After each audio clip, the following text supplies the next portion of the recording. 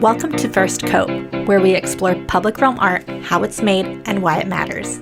I'm your host, Stephanie Etche, an artist and entrepreneur based in Brooklyn, New York. I run Distill Creative, where I curate and produce site-specific art projects for real estate developers. I focus on creating more equitable and inclusive projects, and I want to get more exposure for the artists and developers doing this work. This week on First Coat, we have Alexandra Gonzalez. Alexandra is the president and co-founder of Hive Public Space, a women-led urban design and placemaking startup based in New York City. She is an architect, urban designer, entrepreneur, and activist with experience working with private, public, and nonprofit sectors. She is committed to designing sustainable and resilient public spaces that are socially and culturally inclusive. In this episode, we talk about starting our own businesses, public space design, the bathrooms at Bryant Park, and how Hive Public Space works with artists for art and public space projects. Here's our conversation. Welcome to First Coat. Thank you so much, Alexa, for being here today. Could you tell us a little bit about who you are? Yes. But first of all, thank you so much for having me. I'm so excited to be here and to get to talk to you. Such a treat. I love that question and this idea of like who you are, because it's one question that, my answer has evolved so much throughout the years.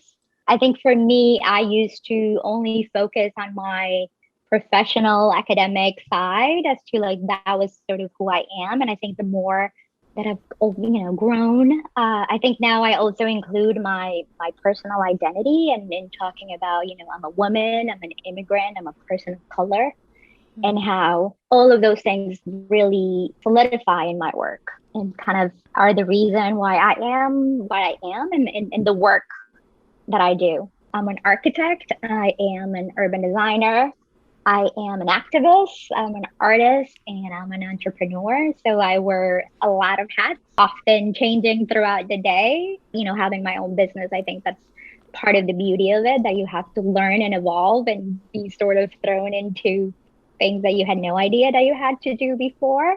I just love public spaces, and I think that's where I am. Thank you. Yeah. It's great to hear that answer from you, particularly from you. And also, I feel like I can really relate in, you get asked a lot, or I guess we used to get asked in person at things like, what do you do? Sometimes I think that puts us in a box, like immediately. Yeah. And like trying to find yourself kind of answering like the elevator pitch of who you are. And I think all of the complexities and all of the things that make us who we are part of that, right? The little things that bring in different layers and different things that how we see the world and how we live and experience the world that are so important. Have you been finding that you've been giving more of a, I guess, pluralistic approach to who you are as opposed to saying just one thing? I think I always force that answer to just kind of give it more than just one thing. And it has to do because my education it has evolved so much. So I have a fine arts and an architecture background, and then I went to grad school for urban design. So it has, kind of within the same realm, but like still evolved a little bit, that I always feel the need to kind of, the very least, name those three disciplines. So I kind of try to keep it, even if they were to ask me, what is it that you do? It's so complex because Hive is kind of a complex organism of itself. How did you first start working in public space? So I think I knew that I wanted it to work in urban design before I knew what urban design really was, to be honest with you. I think I really love this idea of loving the untangible things that happen because of public spaces, right? So the idea of the connections and the memories and the stories that take place because of this one thing was something that I was always really interested in.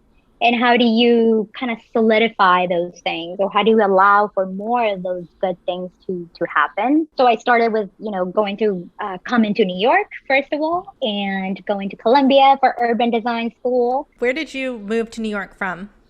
So I'm originally from Colombia. So I grew up in beautiful Medellin, Colombia. So beautiful city in a valley, kind of an amazing case study for urban design as is. Again, all of that, comes into all of the design that I do. And then I went to Rhode Island School of Design. So I was in Providence for a little over 5 years. And then I moved to New York, so urban design, and then kind of being forced, not forced, but being introduced suddenly to such a huge city as New York and all the complex systems that are just happening all at once. It was like truly fantastic for me. And I was so excited to be part of all of that. Soon after grad school, I started working for city planning. So I was part of a publication called The Active Design, the Shape and the Sidewalk Experience. So it was a publication that it was led by Sky Duncan, the super talented Sky Duncan, who is now the director at NACTO. And I think something that was really interesting is that it was kind of going back to that idea of understanding the experience that to me was very important, and that I was unable at that point still to sort of figure out exactly what it was that I wanted it to capture. And then I went to Bryant Park. So I was at Bryant Park for quite some time. I was there for about 8.5 years, actually. So as you can imagine, that's such an amazing lab, right? Like you really get to try so many things, and it's a constant conversation because you put something out and then the public is reacting to it, and it's a great audience as well. So it's a dreamland for a designer. So yeah, and then I think here we are 10 years after, and we have Hive Public Space. How did you start Hive Public Space? So this was interesting. So my co-founder and I, we started about 5 years, and it was sort of our pet project, kind of freelance, whatever, our baby that we did on the side. And it kind of started because we felt that there was a need for companies that would understand all aspects of public space. So there was a niche, and there was a group of firms that would focus purely on the programming aspect. Others would do more of the management, financials, and sponsorship. And then you have the designers, right? Often super divorced from operational needs and in the programming side. For us, it was like, how do we make sure that we bring in all of these things to the table, and that we are responding to all very important aspects of public spaces? So that's kind of how we started. In terms of the name, was really funny is that at the beginning, when we were trying to establish like the values and what Hive was, we kept like asking ourselves what it's like something that is dynamic and that is transformative, and there's a lot of things that are working at play to make this larger product. And then my co-founder was like, oh, what about a hive? And it was literally one of the first names that we came up with, and here we are. So you said you started about 5 years ago. How has this past year been going? I think for me, the pandemic kind of really crystallized the importance of public spaces. I mean, we saw it firsthand, especially being here in New York City, where we don't have a backyard or a lot of private spaces. A lot of people don't even have a balcony or any of that. So our public spaces became so vital to our mental health, our physical health, and so many other things. So I think at that point when I felt like that now it was the time for me to transition full time. So I left Bryant Park end of August, and I've now been since working full time on Hive. So the scale of the project that we're now working on, obviously now having more bandwidth so we can do bigger projects and take on more. So it's been great kind of even adapting to that change, because that's a big change to go from just a side project to suddenly being your full-time job. But it's been a lot of fun, and I think that's important. Just try to find joy in the work that we do is just so critical these days. Well, congratulations. That's a big Thank jump. you. And especially right now when everything's so uncertain. Absolutely. And it still is. It's kind of a scary one. But I think it was kind of the right thing to do. I think for me, it's just growing, and I think you kind of have to evolve and try different things out. And we've been lucky with the project that we've been working on. We have a lot of interesting things coming out this summer, so great. We're excited. I think also for anyone listening who is thinking about starting their own business, art project, or whatever it is, I also started doing what I'm doing now full time when I was working for someone else full time. So it started as a side business or a side, I kind of hate the word side hustle, but it basically started as a hobby, honestly, for my project or what is now my business. But I was working full time as placemaking manager for Vornado, Charles E. Smith, and then JBG Smith in Washington, D.C. And I was doing workshops on the side, basically craft workshops. And then that kind of evolved into Distill Creative. But I think it's really important to just start doing whatever you want to be doing while you have a paycheck, because the financial realities of running your own business are very terrifying. And if you have no idea how you're going to make that income before you leave your day job, I think it's even scarier. So that's really awesome to hear that you were doing it on the side for a while as well. I hear a lot from other people like, how did you start? And it's like, well, I just started. And then eventually I got people to pay me money. And then I was able to kind of do it on my own.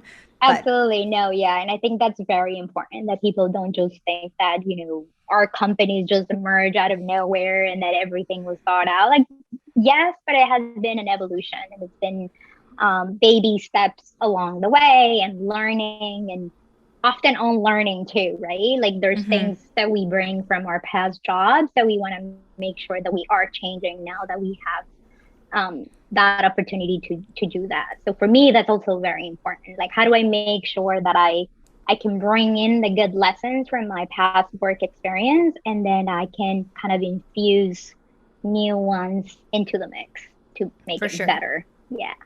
For sure. I love learning. I love learning on someone else's dime. So all my past jobs were great ways to learn. I also think saving money was something I did before I started my own business. And that's another thing when people ask me, it's like, well, I was able to make the jump because I had money in the bank.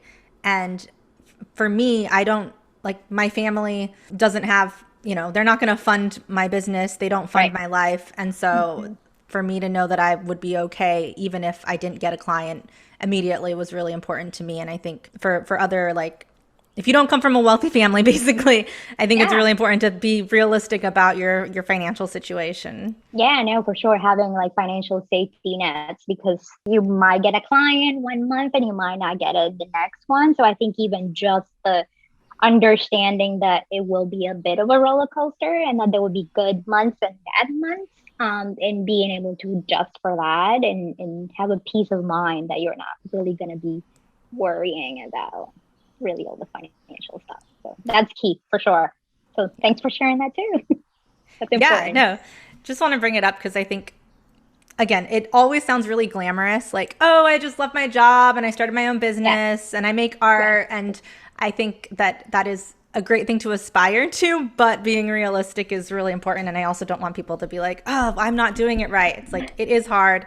You're probably doing it right, and you'll get there if you want to do something similar. Yeah, and I think we're all very different as well. So there is no perfect blueprint that would, fit everyone. I think you have to trust yourself, and you have to also make sure you have a good network around you that is going to support you. That's also key. For sure. Can you tell us what placemaking is and what placekeeping is, and what terms are you using these days?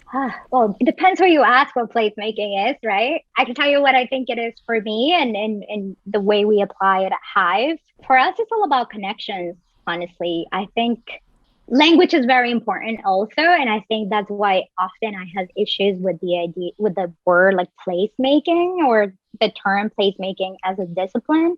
But again, it's already hard enough as is, without even getting into the connotations about the word, that still a lot of people don't understand what placemaking, or whatever we want to call it, is. I think it should be about connections, and it shouldn't necessarily assume that some of those elements do not already exist in the community. So to me, it's about asking the right questions, finding out the right people, because I can almost guarantee you that there will be someone that has either done what you're looking for or thought about what you're doing. And they have a better understanding because they've been thinking about it longer than you have. So for us, we're researching at the beginning of every project. It's a lot of trying to figure out who's there, what have they done, can we connect with them, our work is very collaborative in nature. And I think that's also very key when it comes to public spaces. The more that you root it in the community, the more impactful the piece is going to be. So for us, it's about making connections and allowing for things to grow and evolve. I love that answer. Yeah, totally depends on the crowd. Totally Hard to depends on the crowd. explain. And I think that's what makes the what do you do question even harder Yeah. sometimes. What do you think makes a resilient and inclusive public space? I think one that is rooted in the community. So I think it goes back to really understanding its site and being able to transform based on the needs. So honestly, in my opinion, a successful public space is one that can adapt to today's needs. So if today we needed to be a vaccination center, we can be a vaccination center. We needed to be a voter registration place, we're going to do that. But we can also do a farmers market, and we can also do yoga classes. So I think evolving and transforming, it's to me is key in a lot of these spaces. I think we tend to think that it's all about the design, right? So you have to have the most luxurious landscape architects or urban designers, or it's all about the programming and you really don't have to invest anything in the space. And no, it's really like a very, like there needs to be a harmony between the programming, the design, but also the operational aspects that are so key. So somehow trying to manage a good balance between all of those, I think it's really what makes a good public space. And if you feel safe somewhere, then you're going to have create more memories, you're going to spend more time there, you're probably going to stay longer. So that means you're probably going to spend some money and you're going to then amplify and help the small business in the area or the street vendor. So all of these things are just part of this universe that public spaces are. They're just so many things at once. I think that's what's beautiful about them. Are there any elements of a public space that you think are like every public space must have these things? I think there needs to be basics of accessibility to start, right? Like we should all be able to access and use all of the elements within that, within the space. So that's sort of step one. And we shouldn't amplify or say that it's a great space because there's a ramp or is it great, like that's the bare minimum. So that's step one. And I think we often do that. So I think being safe and also accommodating that, our needs are very different. The needs of a child or the needs of a woman, the needs of an older person are different. So having a good balance where we can understand and accommodate to different ages and, abilities, it's so important. So I think that's kind of the key. One thing that I think about and what a public space needs is a public bathroom.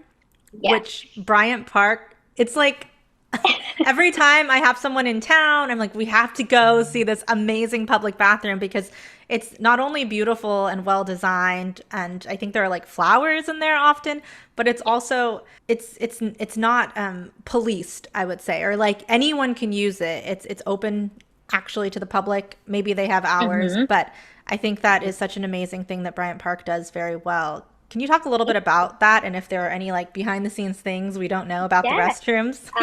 So that was a really fun project. Actually, one of my favorite projects will be in a Bryant Park. And so it was challenging because it was essentially an interior design project because the structure itself, it's a landmark building. So we were only allowed to work within the constraint of the existing building. But Bryant Park, like you were saying, even the design before, we have a high pedestrian count. So our numbers are quite up there. I believe we have over 1 million visitors a year just for the bathroom alone. And those change, of course. But I think what was important is that that everyone will feel welcome and that would feel like they were safe and they were allowed to be there and they wanted it to be there. In addition to making sure that we were using the right materials and the right things that would able to kind of withstand the use and the abuse honestly, sometimes that the public gets. It was important to kind of keep the soft touches that are so critical, right? So we wanted to make sure that there was always classical music. So there was always music in the background. There is always an attendee on site that is cleaning and making sure that everything is in place and it's impeccable at all times. There are always fresh flowers, like you said. That was something that was very important as well. And then we also had artwork. So some of the artwork that was coming from our artist in residency programs, we were kind of displaying it, and it was a bit of a tiny gallery in that sense. So all of these like tiny things are exactly like everyone that I hear is like they love the bathroom, and it's so odd to think that someone could like a bathroom in a public space because that's sort of the first thing that you're like, oh, I don't want to use a public bathroom. But somehow challenging that in starting with solving the main problem that most people do not even want to tackle because it's so big. So chipping at it away in little pieces just really comes a long way. And that also was probably a budget line item that Yes. So that's so one of the great things about Bryant Park is that everything is down in house, and they have a very multidisciplinary approach to everything as well. So the operations department was also very we were working hand in hand with bathroom attendees. So I was really asking them questions, asking them how do they clean certain things, how do they do this. So I'm directly understanding and having all the knowledge that comes with not just being there, but how is the process going to be? Because I think in public spaces specifically, because there's so many people that are interacting, it's important to design thinking as a process and not as a product. So you're not thinking that this is what I did and then I can step away, but you're thinking that that's just kind of a milestone within the process itself. And it makes it better because then it's a conversation as opposed to just being like, this is it. Hopefully it works. And you sort of step away. Yeah, bye. Good luck. Yeah, good luck. Hope it works. It's great to just be able to do that. And that was just really great. I'm really grateful to have worked on that one. So how do you work with clients now as Hive Public Space?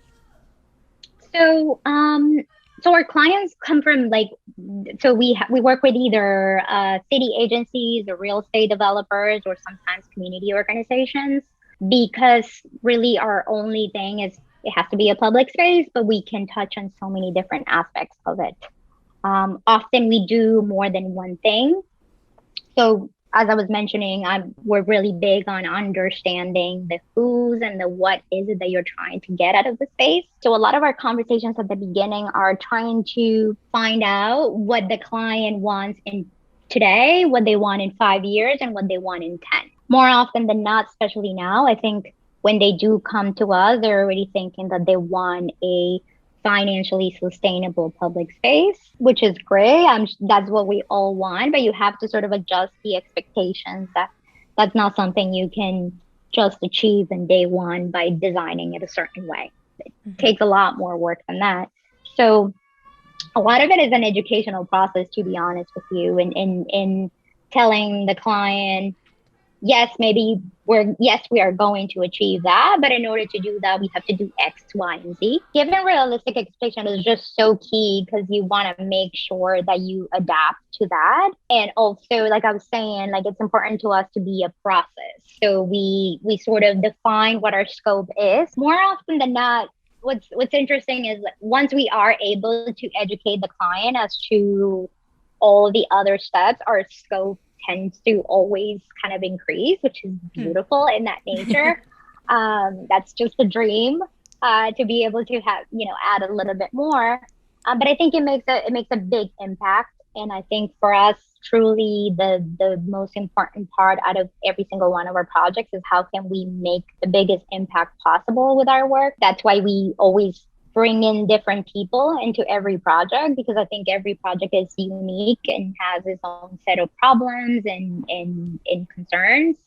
So I know that I have to bring in different people to kind of fit in and help me tackle specific things. How do you budget for that? I guess, how do you start working with a client? Do you start with like an initial proposal type thing, and then once you understand their needs, give them like a full proposal with more robust numbers that can actually accommodate for all of the things you're going to need to hire out for? Yeah, so I usually kind of try to break it down into categories, right? So I come in and I tell them, we're going to do three categories for you. So let's say it's the urban analysis portion, right? And then we can do usually is like design audit or urban design. So we can get that's sort of our forte, right? That's our area of expertise. So we can get as intricate in terms of we can design the whole thing, or we can serve as a design audit for an existing landscape that they have, or if the place already exists and it's just about making edits.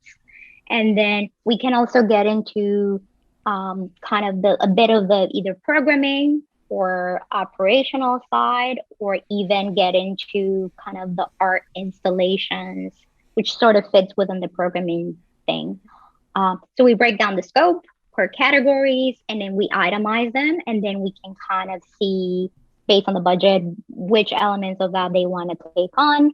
And then based on that budget, then also I kind of know how many additional people I can bring in that would add more depending on the scope. So it's tricky because in a way it's a bit of a pre-project in a sense, trying to define what the right formula is for each one. But it just works so much better, and I'm a big fan of working collaboratively. So it helps, and it's always fun to mix things up a little bit. For sure. Yeah, it sounds like being super flexible is a big part of the job in any environment, not just right now. So That's true. That's true. And I think especially these days, right? I mean, like we were completely remote. So I work from home, and I had my co-founder, for instance, is in Europe. So obviously completely different time zones, and working on projects in Latin America right now. So different time zones as well. And everything is sort of digital. But it's great because you kind of have flexibility, and you can also inject your own life and your own joy within your schedule. And it just works a little bit smoother, in my opinion. for sure. And then I imagine you do site visits or hire people locally. Can you talk through about how that works, and then particularly how it's working now that you are all virtually working together? So yeah, so definitely a site visit, at the very least one site visit before kind of diving into the design aspect for sure. If the budget allows, a couple. Often, to be honest with you, often is just one. But we always do partner with a local person. So whether it's an entity or whether it's an artist or a fabricator or something like that, someone that is local that we can really ask them questions if we need to. Just can you go to the site and take a couple of pictures or a couple of measurements? It's really important. But I think it just, in essence, it just grounds the project too. So not just for the necessity wise, but I think just overall, just having someone that is there and that might be able to flag something that might not be as relevant as we think it is. It's just key. How do you work with artists? So they're part of the team. I think our teams are very non-hierarchical. I mean, I think the name of the game is collaboration for sure. But we're very respectful of their work. So we always sort of come in with, we have an objective. This is what we're trying to accomplish. Very transparent from the beginning. Like, this is our budget. These are the constraints. These are the, issues, because that just comes with the territory in urban art. You have to evolve and know that you might have to adjust here and there. I think you can relate to that. But yeah, but they're absolutely a part of the team, and we love bringing in artists, and I love art installations. It's actually like one of my favorite things to do. Unfortunately, there's not that many, so it's tricky, but we're actually working on exciting ones for these summers, so excited about that. How do you find artists for your projects? So we have a lot that just are in our network, people that we have worked with in the past. Honestly, social media has been really great a great way to find new people, because your portfolio is out there, right? It's just the easiest way to find new artists and new talent. I'm also a big fan, like whenever I'm walking around, if I see someone right away, make sure that I know who they are and I try to follow them or get a little bit more in depth as to what he or she is doing or, what they're doing. So very organically, to be honest with you, we don't have a specific methodology or a directory that we follow. It's just, exciting people, talented people that want to be part of the group. And I really like what she said about giving them a clear budget and the constraints up front, because I think that is something that unfortunately some other agencies do not do.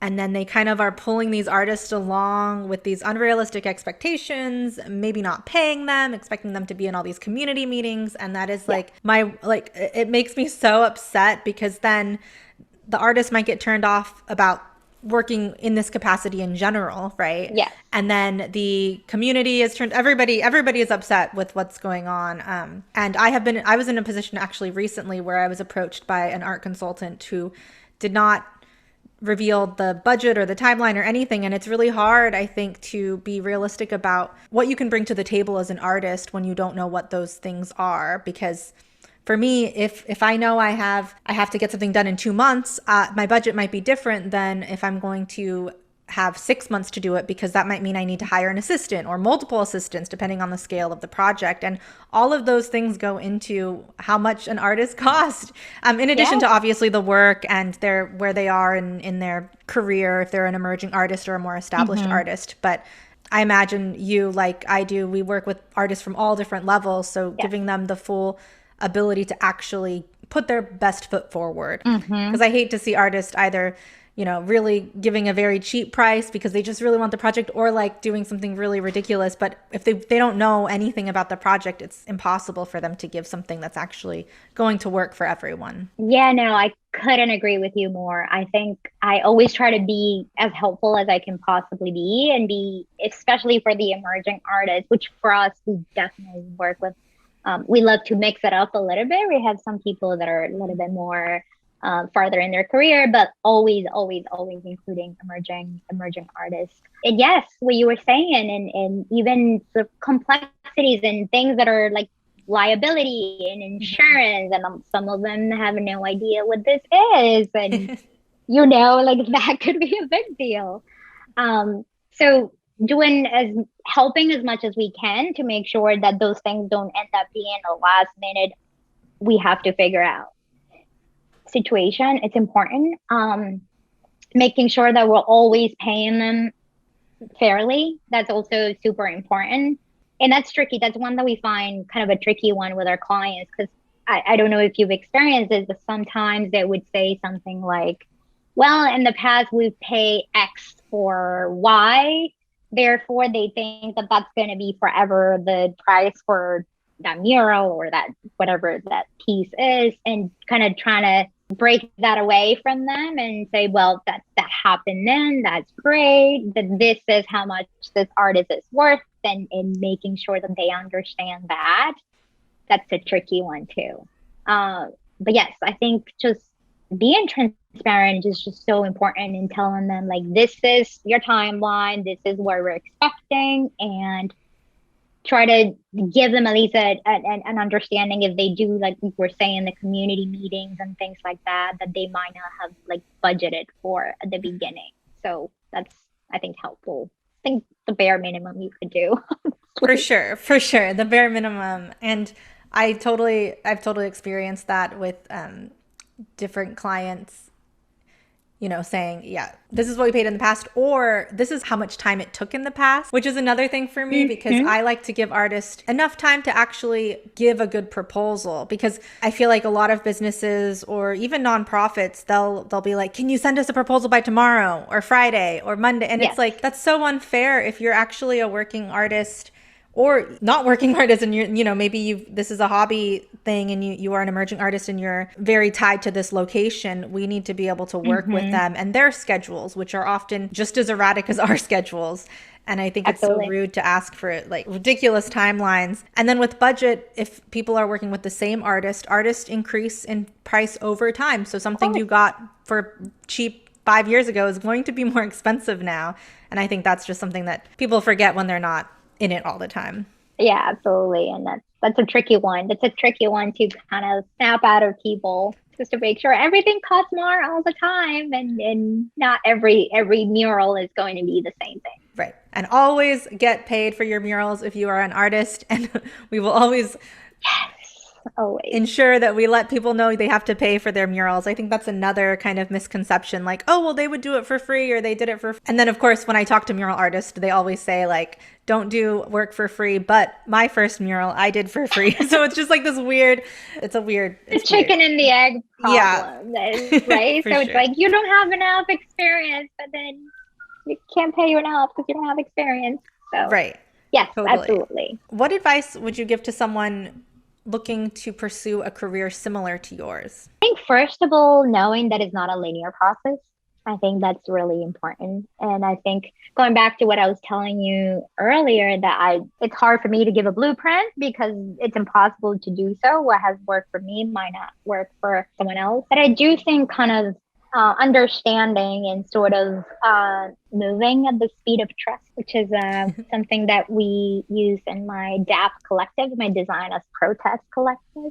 We talk about like how can we move at the speed of trust? So like kind of growing as you move along and kind of pushing the boundaries a little bit more every time. In my particular case, I actually worked really well to start at a small company because of capacity. That means that you have to wear a lot of different hats, and it means that you learn a lot of different skills that you might not get in a big firm.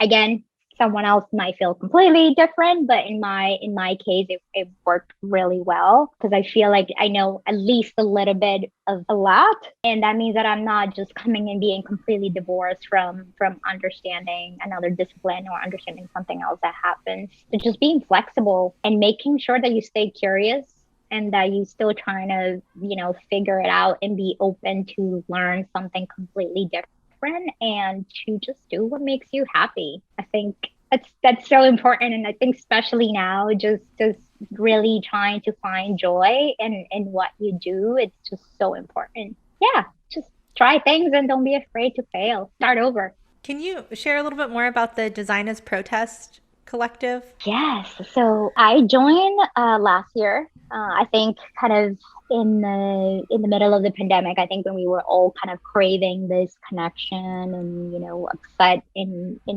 a way, angry about a lot of things that were happening. For me, personally for Hive, always design justice has been something that has been truly important and like one of the most kind of driving factors of our work. To being able to join this collective has been fantastic. We are a BIPOC, so Black, Indigenous, and people of color collective of designers that are essentially just trying to make sure that the built environment is accommodating for all of us. It's been a great family, honestly, and we are doing really fantastic work. So make sure you follow and see the work that we're working on. We have a great, talented group of people there. How would we follow? So dapcollective.com, and we're all over Instagram, Twitter, and all over the place. We have a Medium account where we worked on different writings and stuff. But it's been really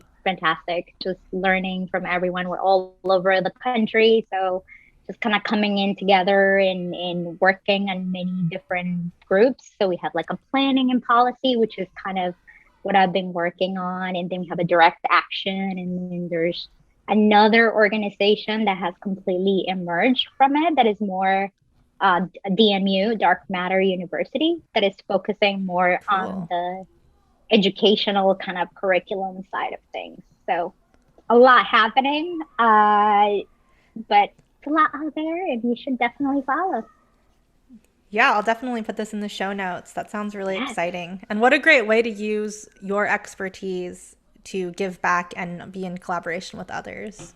Absolutely. Awesome. It's been a joy. It's been so great to just meet different people. And I think right now we need community more than ever. So it was just perfect timing. Earlier, before we started recording, we were talking about how the pandemic has made us really know our local areas much more intimately than maybe we knew them before, even as people obsessed with public space. So Can you tell us a little bit more about what that experience was like for you, and also some tips for helping people get to know their public spaces more intimately, and also how they can get involved. How can they help with the decision-making process in those spaces? Yes, so super important.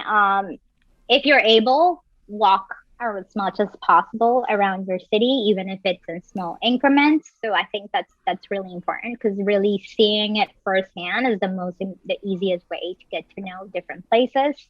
For, like I was saying, for me, I didn't used to walk around that much in my immediate area, just because like a lot of my friends I used to work in the city in Manhattan. So of course it was like the daily commute, and I wasn't necessarily spending that much time here in Long Island City, which is where I currently work and live now.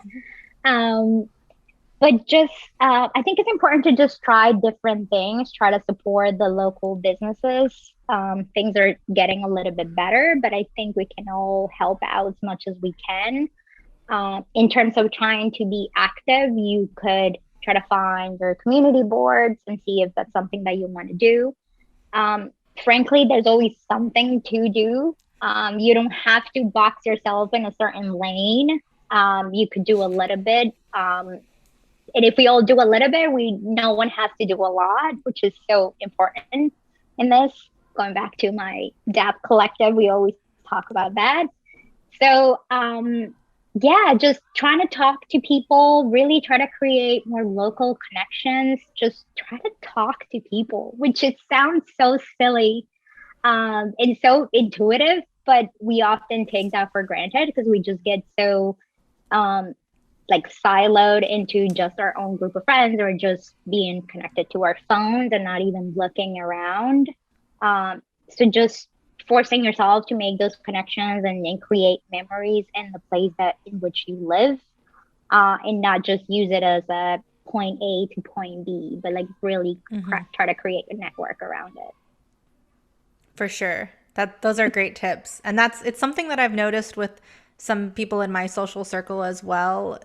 People who are usually traveling a lot for work or for pleasure, and all of the sudden conversations with them are so much more interesting, because it's not about like, oh, I just went to Italy and this and that. It's like, yeah, I was helping out at my local mutual aid and I met this person, or I just discovered this new playground that I've never noticed. Like it's just night and day. And I think for as many things as COVID has done that has really, it's really impacted our lives on personal levels. We've lost a lot of people, and in infrastructure wise, and on so many levels, it's made a lot of things really terrible. But there are some kind of little tiny glimpses of hope. Yeah, glimpses of hope that if we really all kind of hunker down and get to know our immediate areas and contribute, we can make an impact. We've been doing it. So yeah, just like pick a day and be a volunteer in a local park and plant, I don't know, bulbs or something. There's always something to do. I think we just have to look a little bit more and find ways to help out, like now more than ever. Definitely. Is there anything else that you want to add? Support your local public spaces. They need you and you need them. So make sure you do whatever you can to keep them active. They do so much more than you think. They're just not only the economic development lifeline to a lot of our communities, but they could be so much more. Like I was just saying, if they can transform and really help our communities, they're really, really the glue to our cities. So I'm excited that people are at least paying a little bit more attention now about them. So let's hope we can keep that momentum going. Yes. And where can our listeners connect with you online? So our website is hivepublicspace.com, and they can also follow us on Instagram or on Twitter, Hive Public Space. Yes, awesome. I'm so excited to check out the DAP Collective as well. I will be putting all of Alexa's information in the show notes so you can follow her. Definitely check her out on Instagram, Twitter, website. And I am so excited to see the projects that are coming up. I already am blown away by everything you've been working on in such a short amount of time. So thank you so much. I appreciate it. And I'm also very inspired by you as well. So thank you. Well, thank you so much for being a guest and for kicking off more of the behind the scenes of how art in public space happens and how public spaces are managed. I think it's going to be really interesting to have your interview and other interviews. So thank you. Of course. Thank you. Thanks for listening to this episode of First Coat. If you like this podcast, please leave a review. Make sure to subscribe to the First Coat podcast wherever you listen to podcasts, and follow us on Instagram at First Coat Podcast or at Distill Creative. First Coat is a production of my company, Distill Creative. Check us out at distillcreative.com.